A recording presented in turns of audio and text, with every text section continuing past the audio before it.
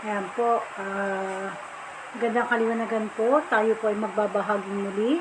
Ang talambuhay po ng mahal na Birhen Maria, ang ina ng Amang Hesus sa Langit, ay atin pong ibabahagi ang kanyang talambuhay, ang kwentong katotohanang naganap noong siya po ay nabubuhay pa lamang.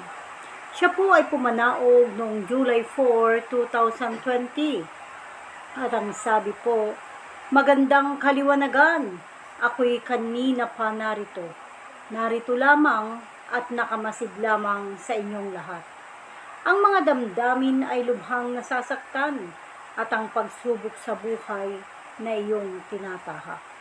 Kay tagal ng panahon na ako'y ngayon lamang muli pumanaog. Napakagandang katanungan na ngayon ko lamang ilalathala sa inyong lahat. Kung kailan ang buwan at araw isinilang at ang mga naganap. Ako ang mahal na Birhen Maria na ina ng Amang Hesus sa Langit. Nang ako'y nagdalaga, ako ay 21 taon. Hindi lang iisa, kapatid, ang anghel na bumaba noon. Ito'y dalawa sila na anghel na siyang pumanaog noon sa akin. At ako'y nagulantang sa aking nakita. At sinabi sa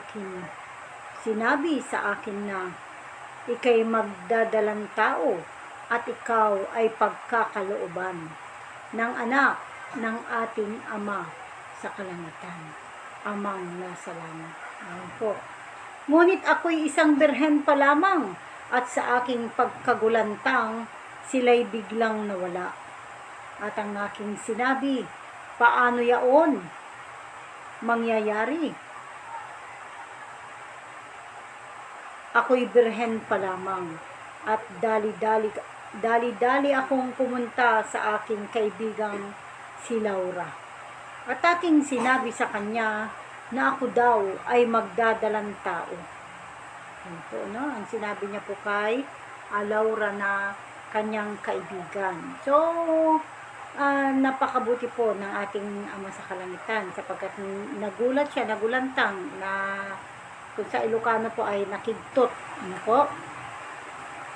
Ako'y birhen pa lamang at dali-dali akong pumunta sa aking kaibigang si Laura at aking sinabi sa kanya na ako daw ay magdadalang tao.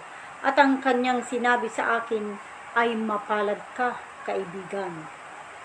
Mapalad ka, kapatid, na siyang pumaroon na mga anghel sa iyo. At paano yaon mangyayari, kaibigang Maria, pagkat ika'y birhen pa lamang na walang kung ano paman.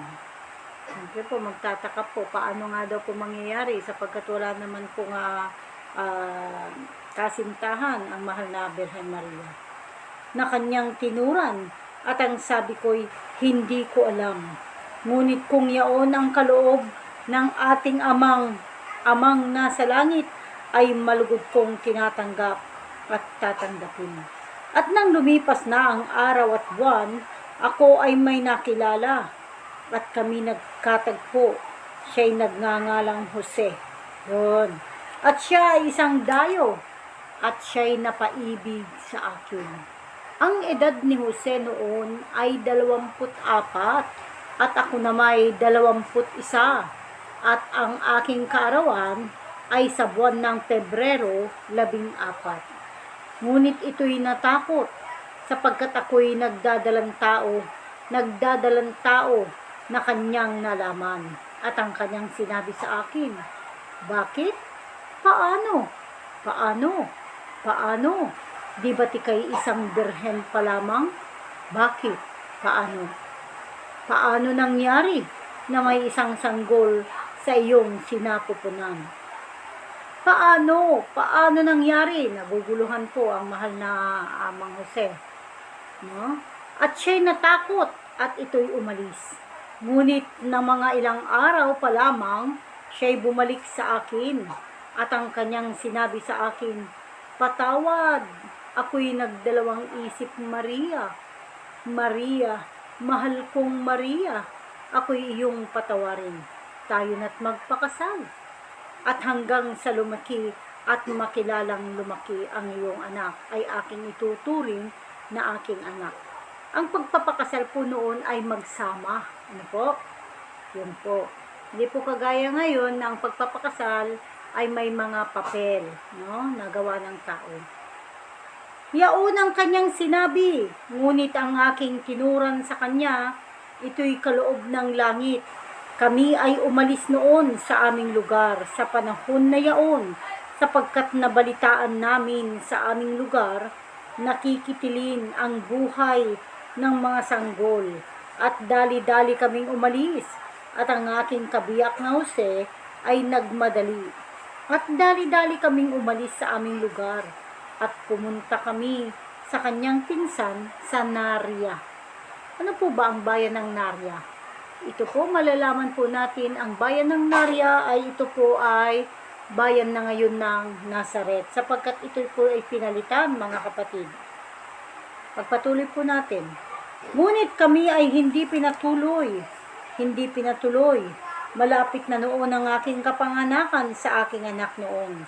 At ang kabiyak kong si Jose, ang magaling kong kabiyak ay nagyari ng aming sisidlan. Sa di kalayuan, sa may isang pastulan, at pagkayari ng aming sisidlan, kami na mahinga. Kasabsaban lamang ang katabi namin, at yaon ay pastulan na aming katabi. Kapatid, hanggang ilang araw na lamang ang nabibilang, ay ako na'y manganganak sa aking anak. Hanggat dumating ang araw na hindi ko na kaya, at hanggang si Jose ay nagmadali, kaming dalawa lamang noon, hanggang sa ako'y nagsilang at ipinanganak ang aking anak. Sa isang sisidlan, amin siyang pinaglagyan. Isang nagngangalang Jesus, amin siyang pinangalanan, sapagkat yaon ang sabi ng Ama sa langit. At ako'y nanganak at nagsilang sa ganap na 7 ng gabi ng Hulyo 22. Ngunit napakalaking liwanag ang siyang bumaba sa amin. Sa amin noong siya'y isinilang, ay may 3 hari sa amin ay dumalaw noon at nagbigay ng kani-kaniyang sisidlan na regalo. At ang sabi, handog para sa anak ng lumikha. At ang aking kabiyak na Jose ay nagtanggi. Ngunit may mga haring nagsilapitan na sinabi nila, isang Mesiyas. Ang 3 hari na iyon ay hindi ko na kinilala ang kanilang mga ngalan, sapagkat kami nagulat, sapagkat kami nagtatago lamang ni Jose. Isang Mesiyas na kanilang sinabi sa aking anak. Ngunit hindi, sapagkat ito'y anak ng lumikha, na tanging liwanag lamang, kapatid, ang liwanag na siyang bumalot sa amin. At ang ibig sabihin ng Mesiyas ay isang sugo na ibinigay. Ngunit ang aking anak ay hindi sugo o Mesiyas, mga kapatid, sapagkat siya ay anak ng ating Ama sa langit na kanyang ibinigay. Ang aking anak noon ay ang hangad lamang ay ang salitang ibibigkas, ituturan at ibinibigay sa lahat, na ang tanging Amang nasa langit lamang ang sambahin. Ipinagkaila ng kanyang mga kasama ang aking anak. Hulyo 8 ay ipinagkaila ni Judas na anak ni Haring David, na kanyang apostoles. Ang aking anak, ang Amang Jesus sa langit, at si Judas na anak ni Haring David ang nagkaila. So si Judas po na anak ni Haring David ang nagkaila po. Naroon ako noon.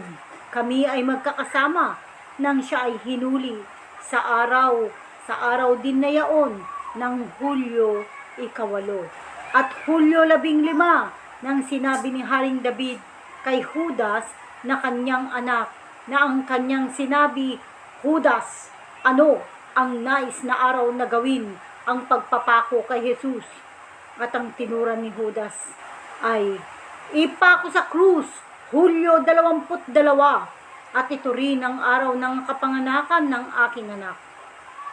At Hulyo 20 nang siya inumpisahang saktan, hanggang Hulyo 22, at Hulyo 22 nang siya'y pinaslang, at Hulyo 23 lagi lamang siyang nakaupo sa tuwing kami sisilip. At ang lagi niyang sinasabi, patawarin mo Ama, patawarin mo Ama. Hindi nila alam ang kanilang ginagawa. Ang oras sa pagsisimula ng pagpapahirap sa kanya ay simula 6 ng umaga. Habang siya ay naglalakad, siya ay pinahihirapan at kasabay niya'y kami naglalakad. Siya ay pinahihirapan at kasabay niya'y kami naglalakad. At ako'y naiiyak sa sinapit ng aking anak na sa kanyang paglalakad, siya'y pinaghahampas at ang sabi, huwag kang tatayo at mamamahinga. Ika'y maglakad lamang at pasanin mo ng maigi ang kahoy. Kami lamang ay nakasunod sa kanya. Marami ang nakasunod sa kanya. Marami ang nakasunod sa kanya. At may humahampas sa kanyang likuran habang siya'y naglalakad. Kaya't kami hindi makalapit. Ako'y nalulumbay sapagkat walang awa nilang sinaktan. Hindi man lang nila dininig ang aking pagmamakaawa sa kanila. Sapagkat walang awa nilang sinaktan ang aking anak. Ang aking anak ay lubhang nauuhaw. Siya'y uhaw na uhaw. Gusto ko siyang bigyan ng maiinom. Ngunit ayaw nila akong palapitin. Gusto ko man tulungan ng aking anak, ngunit wala akong magawa, kundi panoorin na lamang at tignan ang kanilang ginagawa sa aking anak. Wala silang awa, sugat-sugat na ang aking anak. Siya'y nanghihina, ngunit ipinagpapatuloy pa rin nila ang kanilang ginagawa. Ako'y nalulungkot sa ginawa nila sa aking anak. Ang hindi nila alam na ang kanilang pinatay ay ang anak ng amang nasa langit. Ngunit ang aking anak ay hindi niya ininda ang mga sakit dahil sa mga tao at ang mga kasalanan ng mga tao ay kanyang inako. Upang ito'y malinisan, ngunit bakit nila sinayang ang malaman ang katotohanan ay ito ay nararapat na malaman na ang katotohanang naganap noon at hindi ang mali. At siya'y nakitlan ng buhay. Ang aking anak, siya'y pinaslang noong Hulyo 22 at ang oras ay 2:45 ng hapon. So nalaman na po natin na pinaslang ang ating Amang Hesus sa kalangitan noong July 22 to 45 ng hapon. Ayan po. Napakapalad po natin mga kapatid. At ang mga talambuhay na po ay binabahagi. Pagpapatuloy po natin. Ngunit isang mapalad na lalaki ang siyang tumulong sa aking anak sa aming paglalakad noon. At ako'y nagulat sapagkat may isang taong lalaki na tumulong upang buhatin ang pasan na kahoy ng aking anak. At tinulungan siya sa pagbubuhat at hindi ko akalain na may mabuting puso na tutulong sa aking anak. Ngunit siya rin ay pinaghampas at ang sabi, makasalanan niyang iyong tinutulungan. Ngunit walang pag-aalinlangan na siya'y tumulong kapatid. Tinulungan niya ang aking anak at isang mahabang puting damit ang suot lamang ng aking anak. At may nakasuot na ginawang korona na may tinik sa kanyang ulo at sa aming paglalakad noon ay nang makarating sa kanyang pagpapakuan ay pinakuan ang kanyang mga kamay at noon ay dooy napakarami din ng mga taong nakapako na nakabilad sa araw. Napakarami nila at sa aking pagkatanda ay 3 sila noon na isinabit paitaas. Ngunit sa araw ng pagkitil ng buhay sa aking anak ay 3 sila noon na sinabit paitaas. At ang tumulong na yaon ay pinaalis ang taong tumulong sa aking anak sapagkat makasalanan ng kanilang sinasambit at binanggit. At ako'y nagpapasalamat sa taong tumulong sa aking anak sapagkat sa panandalian siya'y natulungan. at hindi ko na nagawa na siya'y pasalamatan. Ayan, malalaman po natin kung sino po ang tumulong sa kanya po nung siya po ay ipinako sa krus at nagbuhat ng isang kahoy na napakahaba. Malalaman po natin yan lahat, mga kapatid. Sapagkat noon ay nagdadalamhati. Ako'y nagdadalamhati sa aking anak, sa aking kalooban. At ang isa noon na kanyang kasama, ang kanyang tinuran ay napakapalad ko, sapagkat kayo'y makakasama ko. Yaon ang tinuran ng kanyang kasama na naipako sa krus sa aking anak. Yan. Malalaman din natin kung sino kaya itong kasama niya na nagsalita ng napakapalad ko. No? Malalaman po natin kung sino po yaong taong yun. Ang mga nilalang na walang pananampalataya sa kalunos-lunos na sinapit na buhay na ang taong walang kasalanan ang siyang nawala. Ang mga taong nagsasaya sa kabila ng paghihirap ng aking anak na sa bawat hampas ay masakit sa aking dibdib. Matao at sa bawat hagupit at latay sa kanyang katawang sinapit, ibabaon, sumusuong, kahabag-habag, at sa pagsapit ng 45, ang aking anak ay nanangis. At sa pagpatak ng oras ng kanyang kamatayan, sapagkat ito'y dahil sa pananampalatayang nagkulang. Ngunit ang katotohanang nakikita ay hindi man makita ng inyong mga mata, ngunit ito'y mararamdaman ng inyong puso. Sapagkat hindi pa lamang ay nakikita na ang katotohanan. Ako, ang mahal na Birhen Maria, na ina ng Amang Jesus sa langit. Mapatawad ang aking anak ay muling nabuhay sa ganap ng 6:00 ng umaga. So muling nabuhay po siya July 25, 6:00 ng umaga. Ano po? Ano po?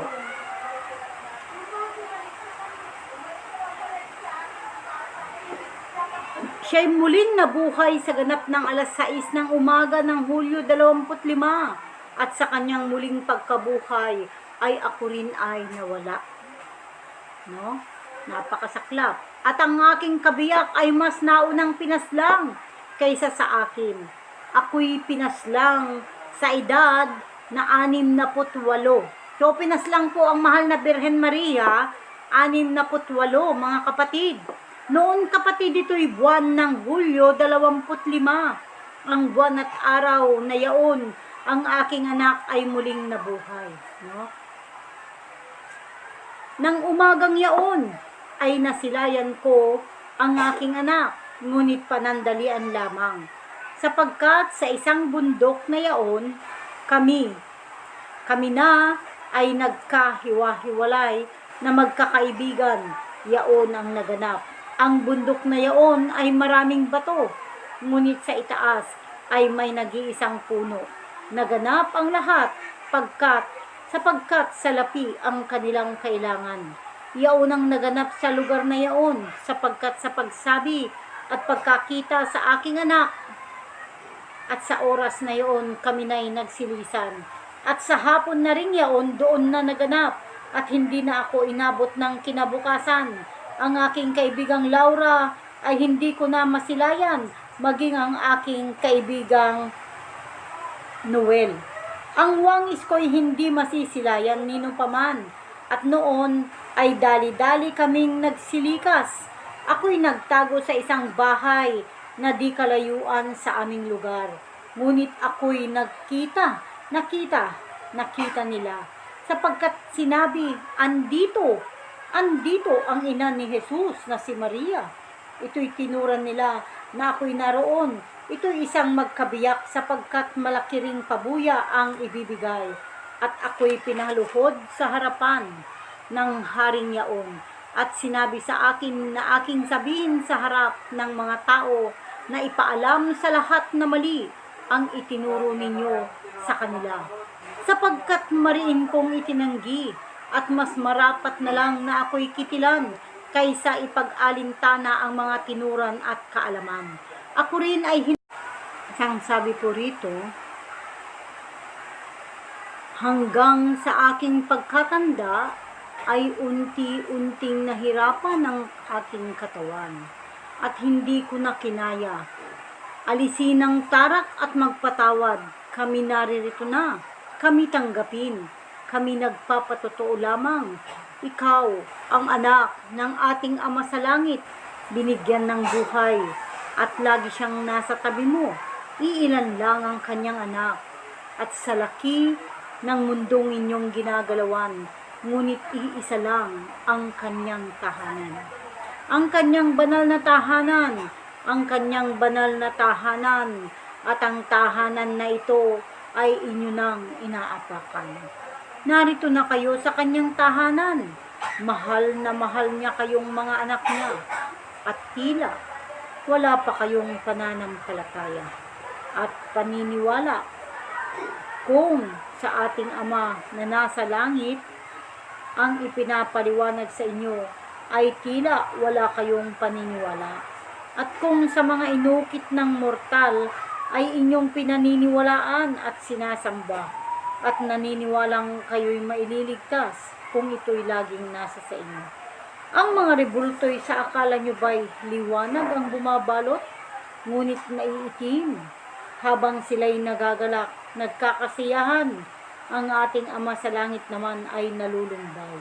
Ngunit siya'y gagawa ng paraan upang makamtan ng bawat isa ang kanilang ninanais.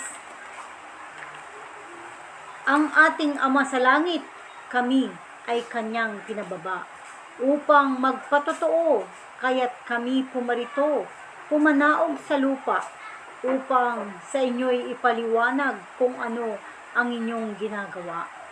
Sapagkat maraming tukso, lalong-lalo na sa pagtawag sa ating Ama sa kalangitan, na binibigkas ng inyong bibig. Huwag putulin, ito'y haluan ng sa langit.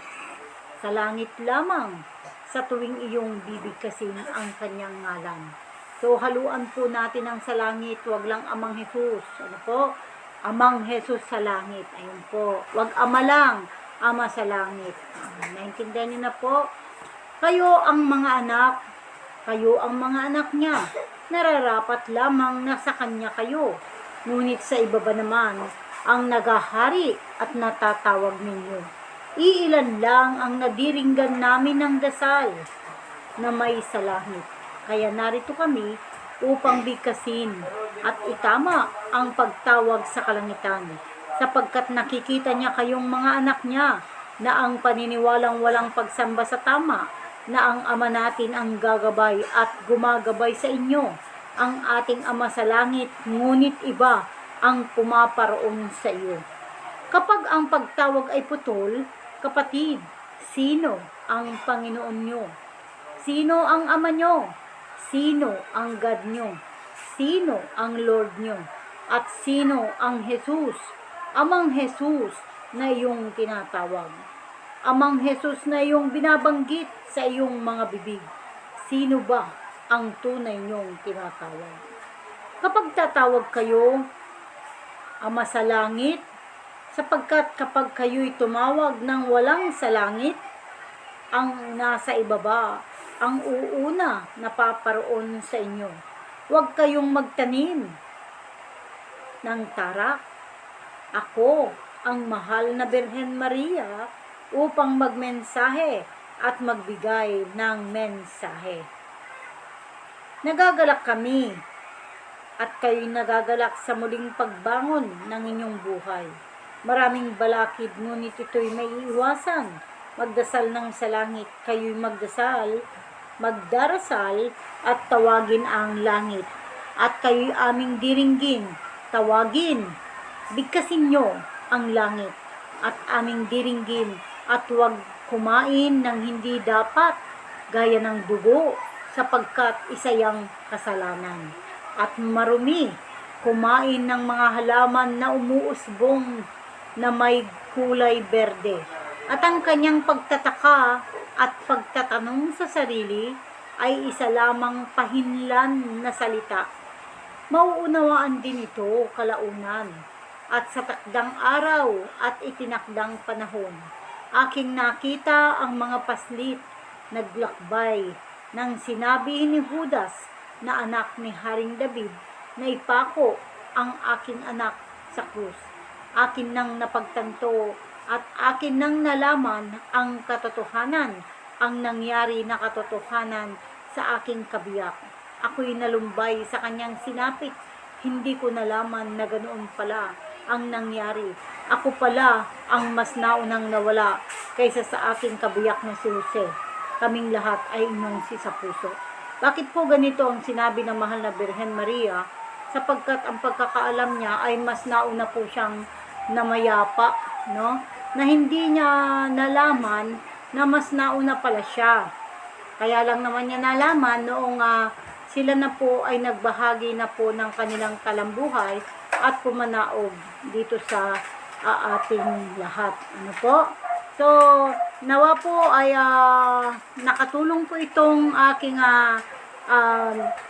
munting mensahe, talambuhay ng mahal na Birhen Maria sa inyo. At nawa po ay inyo pong subaybayan, no?